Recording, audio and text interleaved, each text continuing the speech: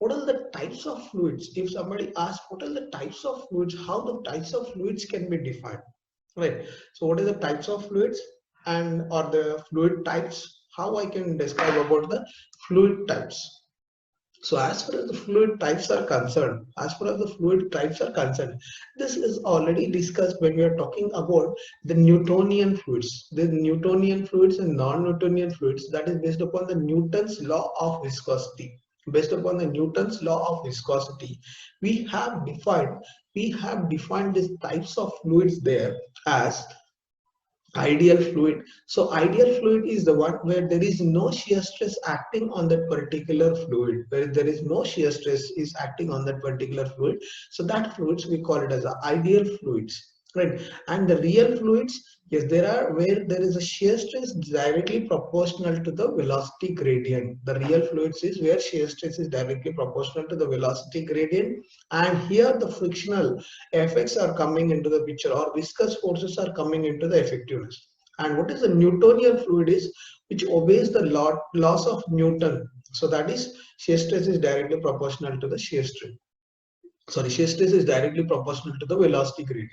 And the non-Newtonian fluids are where the shear stress is not directly proportional to the velocity gradient, and in non-Newtonian fluid the fluid behavior is completely different. So whether, so up to some extent, so the fluids may not exhibit any properties on it. So for example, it is honey or the grease or the toothpaste will come under the non-Newtonian fluids.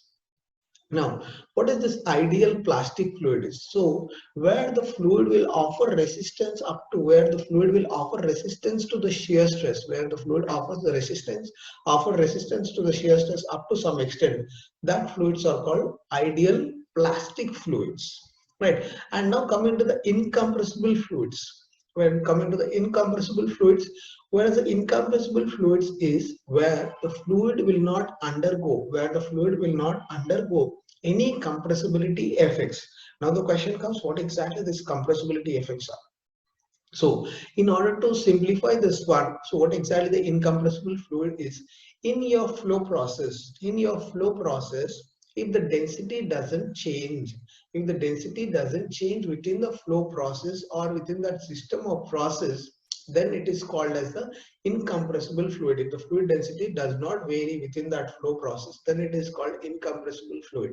And if the fluid density varies within that system or process, then it is called as a compressible fluid. So if the fluid is able to compress in that system, so then it is called a compressible fluid.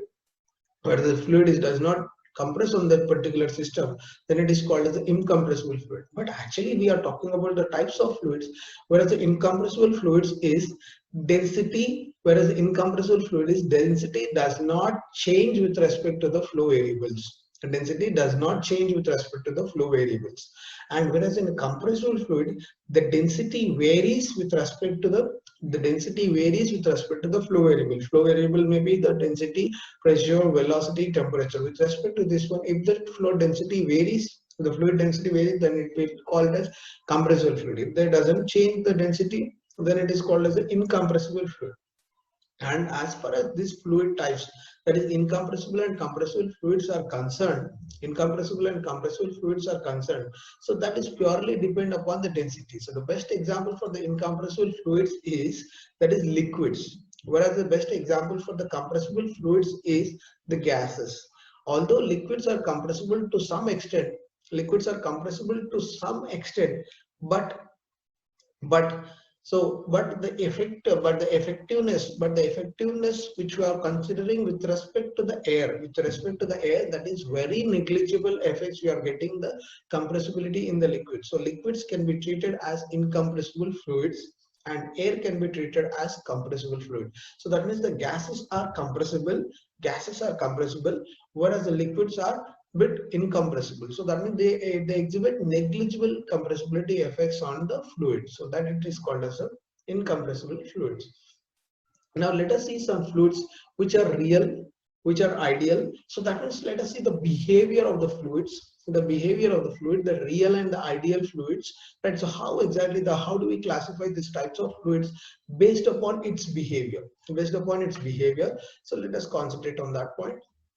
So here on screen you can see, so one region it is saying that inviscid flow along the flat plate, and second one it is saying viscous flow along the flat plate, and third one it is showing the compressibility, comparison of laminar and the turbulent flows. Now it comes to the question, so what exactly this inviscid fluid flow is? So I hope everyone is clear about what is viscosity is. Viscosity is the property of the fluid. Viscosity is the property of the fluid which offers resistance to the fluid motion, So if you are talking about that viscosity, here in the first case, if you see inviscid flow or along the flat plate, this arrows are indicating the velocity vectors. Here the arrows are indicating the velocity vectors. On this, if you see, on these arrows, if you see, the arrows are not having any restriction offered by this particular flat plate or the solid body. So there is no resistance offered by the solid body as the fluid is set inviscid. So that means the fluid is not exhibiting any viscous properties on the solid surface.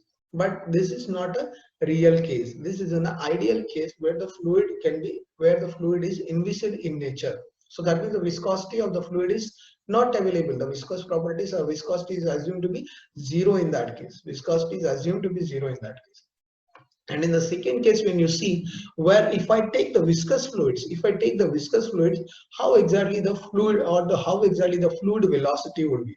How exactly the fluid velocity on velocity profile on the flat plate? Same flat plate I have considered in the second case. Whereas in the second case, if you see so in the first case, the fluid type is the fluid is not offering any resistance. In the second case, I have considered that the viscous flow over a flat plate. So that means this is a real case where the surface offers resistance, and even that the fluid is having a viscosity, which offers resistance to its fluid motion. And here you can see on screen. So here in this image, if you see the fluid is having the fluid velocity. The fluid velocity is very slow here in this. If you see, so the fluid velocity is slowly increasing. So initially the fluid, if you see at the point B, the velocity is almost zero. The velocity lines which is representing the almost zero. But when I'm moving in the upward direction, from B to A, from the B to A, I've just seen so that initial velocity was very less, but slowly that velocity is rising up. So that means if your initial velocity supplied, if it is V infinity, if you are supplied with a V infinity as a free stream velocity, and when it is moving on the body, it offers a resistance, and it has offered resistance such like on the body we have zero velocity. And slowly when it is moving above the body, so that means upper layers above the surface, they are getting slowly increment in the velocity, and after a certain height, it is again equivalent to the actual velocity of the V infinity. It is actually equal to the V infinity. So that means this is what happening, or this can be seen only in the real case of the fluid flows. And if I move further on this flat plate, so that means initially this was the resistance offered by that particular body and the fluid which is having a viscous properties in it. But so this height, whichever the height where the velocity variations can be noticed, that height we will call it as boundary layer thickness. Up to you. So don't expect the boundary layer thickness to be very high range. So if you are taking a honey on a flat plate and just put a honey, allow it to move the honey, so you can see small 1 or 2 mm or maximum of 2 to 3 mm height, you can find it there when the honey is moving over the flat plate. So that can give the best understanding of this particular viscous flow over the flat plate. And let us see what exactly happens when I'm moving along the length. So when I'm moving along the length on this flat plate, so that means when the fluid is moving along this flat plate. So initially if you see, the velocity height was restricted to only very small height, and when I'm moving further along this flat plate, have seen that, or we can notice that, so here the velocity is varying continuously on this one, and my boundary layer thickness has slightly increased. from the previous point. So that means from the initial point of this particular flat plate to, again, if I move away from the initial point, then my boundary layer thickness has increased a little bit. My boundary layer thickness has been raised up, right? And here, if you see, the velocity V infinity has been again matched with our original V infinity, which was initially started with. Now next, so when I move, so I was interested to see this. Yes, this was the initial one, and when I moved a bit ahead of this on this flat plate, and if I move further on this flat plate, if I move further on this flat plate, I have seen that my velocity lines are nowhere streamlined. So previously they were streamlined at least. So all the velocity lines or the velocity vectors, I can say that they are moving in this direction of x, in this direction of the x. But when I have moved further in this case, when I move further in this one, so the velocity lines were streamlined. But when I move to the rear end of the plate, so that means when I'm moving the end at the end side of the plate, when I'm moving it, all my velocity lines got disturbed here in this one. All my velocity lines got disturbed here in this one. So here, if you see the boundary layer thickness, although it has increased, but the velocity lines got disturbed here in this zone. So the velocity lines got disturbed completely in this one, right? So the velocity lines got completely disturbed. So this layer we'll call it as turbulent boundary layer. So where the velocity lines are not defined, or the velocity lines direction cannot be defined. So where it is in the completely in the zigzag manner, the velocity is completely in the zigzag manner. So this type of boundary layer we'll call it as a turbulent boundary layer. So let us zoom it and see what exactly this laminar and the turbulent boundary layers are. And this laminar and the turbulent boundary layers can only be seen whenever your fluid is real. Whenever your fluid is real, only we can see this laminar and the turbulent boundary layers. We can see only this laminar and the turbulent boundary layer when the fluid is real in nature. When the fluid is real in nature, right? So let us see, have a close look here in this one. So here, if you see, in the laminar boundary layer, my flow is varying. So that means initially the flow velocity is 0 at the boundary, and it is slowly increasing and has matched with the free stream velocity. So that means I don't have my V infinity available at this point. My V infinity is not available at where my origin is available. My V infinity is increasing along this direction of the y. My V infinity is increasing along the direction of v, but along the direction of the x, if I have seen that the initial point is zero. So that means this is all I am talking about at an instant. When you are talking about the fluid movement, at that instant, close observation, when you see what exactly is happening inside physics in that one is why the honey is not able to move so fast. So that means all the velocity has been restricted by the solid surface, because the honey moving on a flat plate is nothing but that is a real behavior of that one. So that is a viscous flow of the flat plate. So in that one, if you see, the velocity is slowly increasing, and if I start tracing all this velocity, so that means if I trace the path of this velocity, so that is nothing but the parabolic path symmetrical about the y-axis. So y is equal to x square. So this is how it is varying on this path. So this is how the velocity variation in the laminar boundary layer. This is how it is varying in the laminar boundary layer. If you see on the next side, yes, even in the turbulent boundary layer, so that has been spotted with some part related to the parabolic only. But here in this one, if I see, my velocity lines are completely zigzag. And they are not like a streamlined one. So here, when I say streamlined, so all the velocity lines are parallel, and I can say what is the velocity at that particular point. I can say what is the velocity direction at this point. Whereas in the turbulent zone, I am not able to clearly picture, or I am not able to clearly state in which direction my velocity is moving. So there completely the fluid velocity energy is being lost. So that means the fluid energy is lost, and it is circulating there itself. Whereas in the laminar one, it is allowed to move very straight one. So whereas in the turbulent zone, it is completely going in a zigzag manner. So that means total energy may be lost at this instant when it is completely going for the turbulent, when the complete fluid flow is going for the turbulent.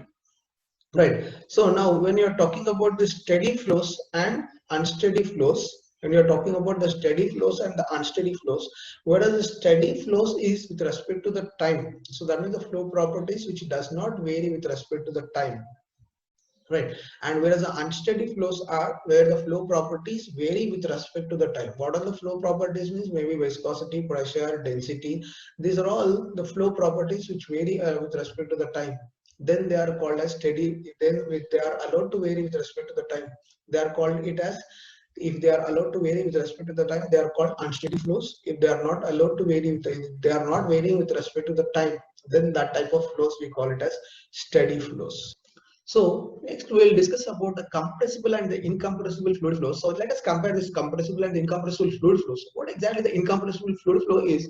Volume of the given fluid particle, the density of that. So that although we are considering that the fluid is here, although we are considering the fluid here which does not have the definite shape, but if you are fitted into any container, if you are filled with an volume of the fluid is not allowing it to change its volume, so then we can call it as that fluid is called as an incompressible fluid. Or the best way how to approach to this fact, which implies that the density is constant everywhere in that particular fluid flow process. The density is constant everywhere in that particular fluid flow process. And this is for this incompressible flow, or all the liquids are mostly incompressible, although they exhibit little bit one, so that we can be neglected. Now coming to the other side of this particular one, so what is compressible? Compressible of the where the compressible fluid flows are, but the compressible fluid flows are volume of the fluid or fluid particles can change with position. Volume of the fluid particles can change with respect to position. The density, yes, as density is defined as mass per unit volume. Either you talk in terms of the volume or either you talk directly in terms of the density. So that means when we say it is a compressible fluid flows, so that means the density can change in that flow field, or the density can change in that system of process. So even when you're writing a mathematical way when you are writing it, you can write rho is equal to constant in case of incompressible flows. Rho sorry rho is equal to constant in case of incompressible fluid flows, and rho density varies in this one. Now so this implies when I'm talking about the compressible fluid flow, this implies that means the fluid density is varying along the fluid flows.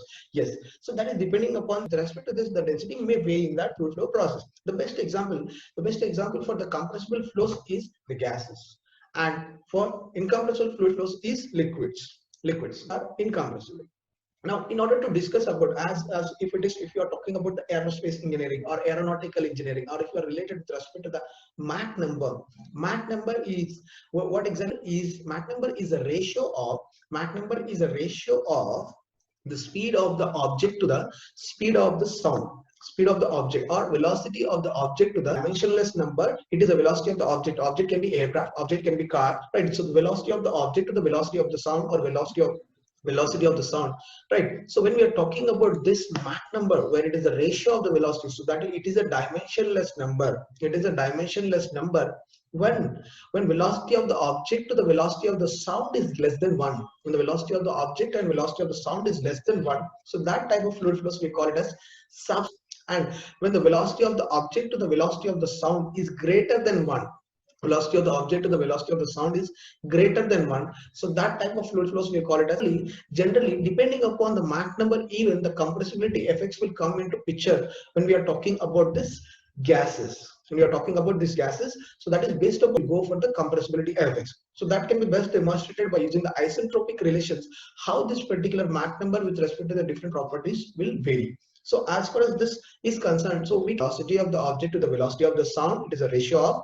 Then when this Mach number is less than 1, so that means the velocity of the sound to the object, velocity of the object to the velocity of the sound, when this is greater than 1, we call it as supersonic Mach number. And in supersonic cases, all the gases will go for the compressibility effects. So first we should then easily you can know that when the fluid is getting compressibility, and generally based upon the Mach number, if you like to say, so generally up to 0.3, generally up to the Mach number of 0.3. So even the 0.3 to 3.5 range, we can see there is no compressibility effect seen even when you are using the gases. Even when you are using the gases, there is no compressibility effects can be seen when your Mach number is less than 0.35. There may be a slightly compressibility effects will come into picture, and you can see the close or very clear picture of this Mach number effects on an aircraft or on is greater than the zero point 0.6. When your free stream Mach number is greater than 0.6, and then you can start seeing this, how exactly the fluid flow is varying, how exactly the fluid flow density is varying, so that you can see better picture can be seen when you're talking about the Mach number. When it is, what is the object? So object can be car, for example you're all for an object can be aircraft even. So you're driving an aircraft, or you're a pilot of an aircraft, where the pilot, he is driving that aircraft at a speed of, assume that it is 350 meters per second, 350 meters per second. And if your velocity of the object, velocity of the sound is 340 meters per second, definitely your Mach number is greater than 1, so that it is going at a supersonic speed. If your velocity of the object is 30 meters per second, if your velocity of the object is 30 meters per second, and velocity of the sound is 340 meters per second, 40 meters per second, and if your object velocity is 30 meters per second, 30 by 340 is going to be less than 0.3 Mach number. So that means definitely that is not going to exhibit any properties or any density change in that process, even if you are going with the gases.